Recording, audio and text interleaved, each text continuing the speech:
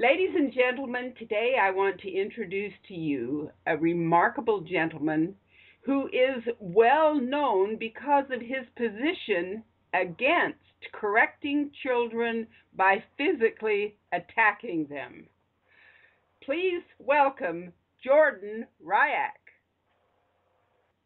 Good morning, It's wonderful to have you with us today.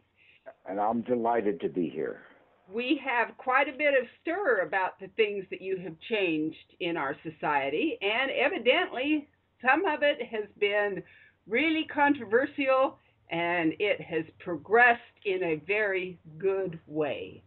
What inspired you to become an opponent of the traditional managing of children by means of punishment, particularly painful physical punishment? Well, I think the main trigger for my becoming involved in this issue was when I moved with my family many, many years ago from New Jersey to Sydney, Australia, when my children were little.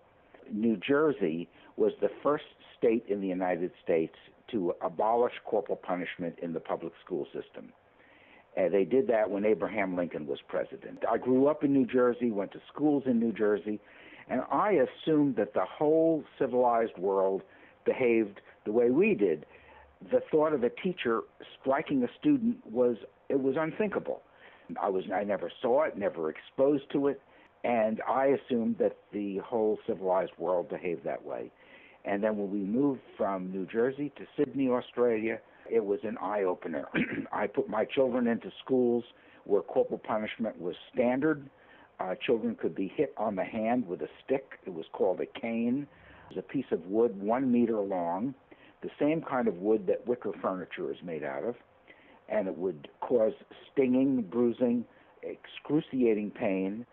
And when my children came home and said, "Dad, they hit you on the hand with a stick if they're angry at you at school," that's what triggered my involvement, and I began to campaign against it there and carried on. From there, it's been the same story, and that was in the early 80s when we moved to Sydney. It's interesting that in the history of mankind, so many of them wanted to stop physical violence with physical violence, the example of what they were fighting against. Yes, well, I hear that from spankers all the time. The typical response when they deal with a hypothetical challenge, well, what are you going to do with a child, with a little boy who smacks his baby sister? Parent typically responds, well, he needs a good spanking. That'll teach him not to hit her. And of course, the irony of it, inconsistency of it, to think that you're going to teach a child not to hit by hitting them, it's absurd. And of course, once people abandon the habit, they recognize how absurd it is. You simply don't teach children by modeling the very behavior you want them to refrain from. It's interesting that people don't realize that children follow what we do, not what we say. Our actions speak so much louder than our words do. Yes. Yeah, they model their behavior. Their behavior is modeled after ours, and if we want children to behave well, we have to show them that model of behavior. We have to behave well. We have to treat them with respect, and they'll treat us with respect back. We show them examples of nonviolent communication, and they will eventually mimic those examples. And it's a little slower. I mean, it takes time. It takes patience. Children learn, but they learn relatively quickly, I think. You show them good models, and before you know it, they're imitating those models. On the other hand, you show them negative models, and lo and behold, they're going to be imitating those too. It's interesting that a lot of people that use physical violence to correct a child's behavior don't realize that they're increasing the child's fear and lack of trust. They're not increasing his intelligence. No, they're doing just the opposite. Well, the evidence, the scientific evidence has been observed for a long time, but most recently, with sophisticated testing, it's been revealed that children who are subjected to corporal punishment have a slower rate of emotional and intellectual development.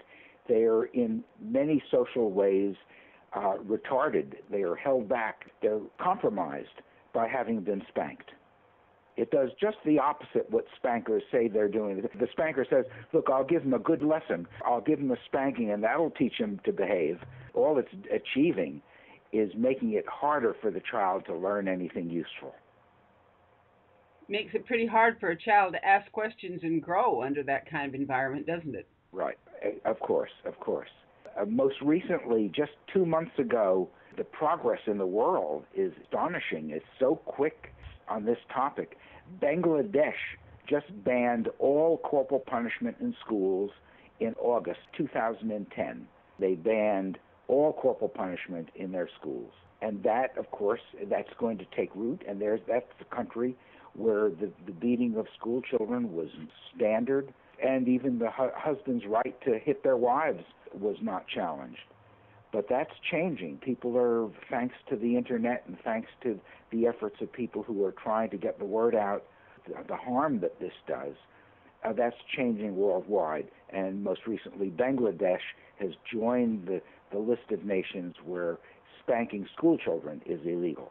That's pretty good because, unfortunately, battering our bodies does not do anything to increase our mind. No. You're absolutely right.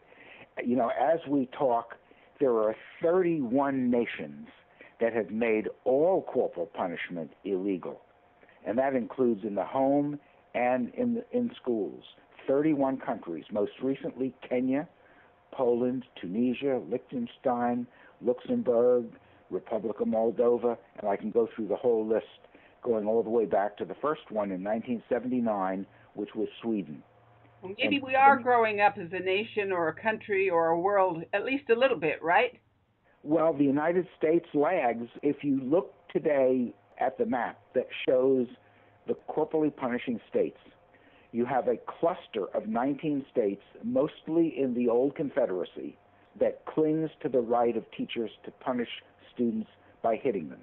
And a more interesting comparison is if you look at a map of the top 10 paddling states, and paddling is the euphemism for assault and battery of a student hitting them on their pelvic area with a board. It's called paddling. Don't confuse it with what you do when you're traveling in a canoe or a rowboat. Paddling is not a benign activity. When you look at a map of the top 10 paddling states and put it next door to the map of the top 10 lynching states, they're almost identical. 7 states show up on both maps. And today, we've reached a point where many people don't even know what the word lynching means. I understand that. I think it's really ignorance because they're doing the same thing their parents did. I don't think that they know how to manage their children. I don't think that they know how to do it any other way. They just do it the way it was done to them, and it becomes like the flu. It's contagious. Tell us information on how these parents can use other models. Well, there's so much information that's available. Much of it is on the internet. It's available at no charge. We have an excellent website, Project No Spank, at nospank.net. Lots of good parent information. And the bookstores are filled with excellent books on parenting. And all the established current experts share our position to spanking. Every bookstore has a shelf of parenting books. There's no shortage. And I list many of the best books on the website. If you go to the website and look for the section on books, you'll see a list of the major authors. And I can't even keep up with it. It seems that every day I'm informed of a new book that has been written on the subject. The overwhelming direction is we must stop hitting children. There is no excuse for it, no benefit from it. That's what the literature says. That's what the experts say. Isn't it true that when you went to the prisons that you found prisoners, there was none of that had not experienced some physical violence against their body? Right. Let me tell you the little experiment that I did when I worked as a teacher in California State Prison, Folsom. I did this with every new group of students, and I always got the same results. Once I had their trust, when I started with a new group, once I had their confidence, I'll try to quote from memory what I told them. I said, look, I want you to listen very closely to what I'm going to describe, and if this fits your experience, I want you to raise your hand.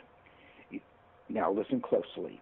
When you were a child, you grew up in a family where you knew that your body was your own personal private property. You knew that no one had a right to hit you, smack you, slap you, smack you, slug you, punch you, spank you. Nobody, not parents, grandparents, babysitters, older siblings. You knew that you were in charge of your body and you were safe. If you grew up in a family like that, raise your hand. I'd be looking out over a class of men in a large group of men. They'd be looking at me. We were all waiting for a hand to go up. I could not find one who was not raised without having been hit as a child. I repeated that experiment time after time with each new group, and I got the same result. I did it in the women's prison in Chowchilla. One time that I'll never forget, I described the example I just gave you. I did that exact same intro to it to the women. When I was waiting for a hand to go up, one of the women broke down and became hysterical, and she had to be taken in a wheelchair to the infirmary. Just the question, the challenge, and the idea that someone could have grown up in a safe family, to have it presented that way, she broke down. So when someone says to you, well, you got to spank them early to keep them out of trouble later, that's bogus. The evidence does not support that theory. No, it doesn't. It supports just the opposite. What are your future plans for your website and your campaign in general? I'm an old guy. I'm getting tired. My memory is not what it used to be. I have no complaints because this movement has taken off. It's going faster. I can't even keep up with it. It seems that every day I'm being informed of new books being written, new websites, new campaigns, and there are so many people that have joined this movement that really it doesn't depend on me. I mean, I remember a time when there was a handful of us. We were like voices in the dark. There was Ada Maurer, and there was Bob Fathman, and Nadine Block, and Alice Miller, and myself, just a few of us. But now there's a chorus, and the message is so clear and so unarguable. I can take a rest. I don't have to keep going at the same speed as I did in the past. So that's my plan. I'll keep doing what I can do and facilitate where I can. Everything I can do, I will do, but I'm moving at a little slower pace than I did 10 years ago. Well, Jordan, they say if you find a need and you fill it, it takes on its own momentum, and I truly believe that that is what you have done. Well, thank you. I agree with you. I want to thank you for being with us today, for sharing your wisdom, for helping to educate people, and for taking a giant step forward in decreasing the violence. Thank you, Jordan Riak. Thank you. And can I say one closing word to your listeners? Come visit us at nospank.net.